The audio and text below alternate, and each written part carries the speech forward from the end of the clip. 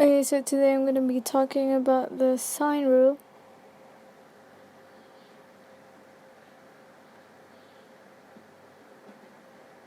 So this is a triangle with angle A, angle B, and angle C.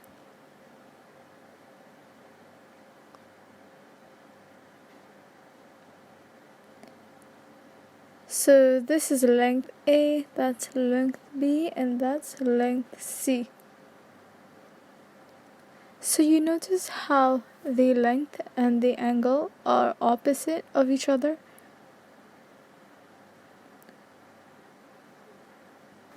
So understanding this concept will help you answer questions involving the sine rule and the cosine rule. So the sine rule says that sine A over A equals sine B over B equal to sine C over C. Or you could write it as A over sine A and so on and so on. So you won't be using all the three angles or all the three lengths. The most common question only involves two of the length and angles. You'll see what I mean when I give an example question. So let me just erase this off.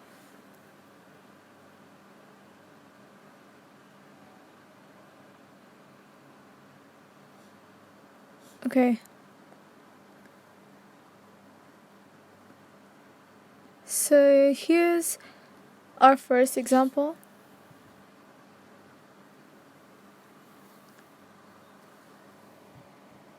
This is our triangle.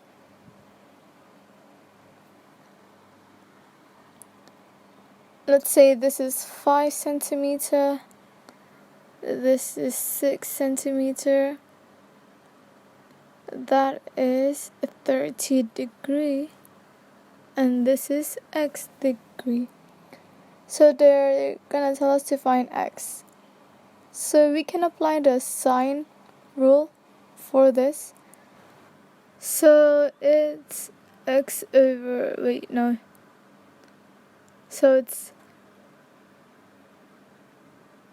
it's sine x, because x is the angle, over 5 equals to sine 30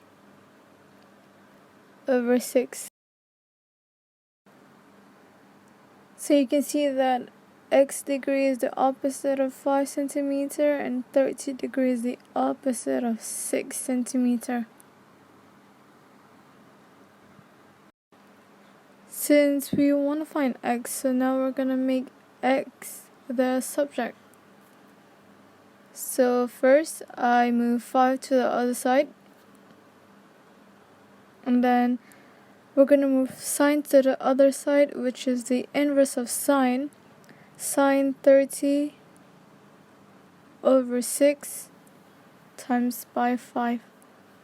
Now you just put that into your calculator and you will get your answer. And make sure to round it off to 1 decimal place because you're finding an angle.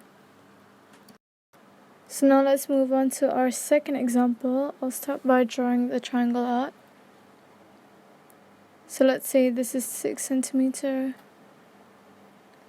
This is x centimeter.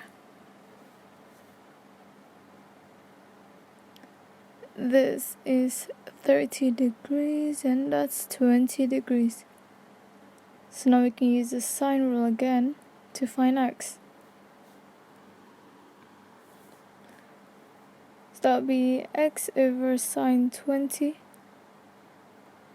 equals to 6 over sine 30.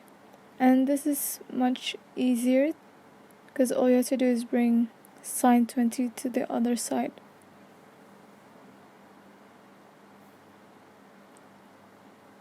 And you can just put that into your calculator and you'll get your answer.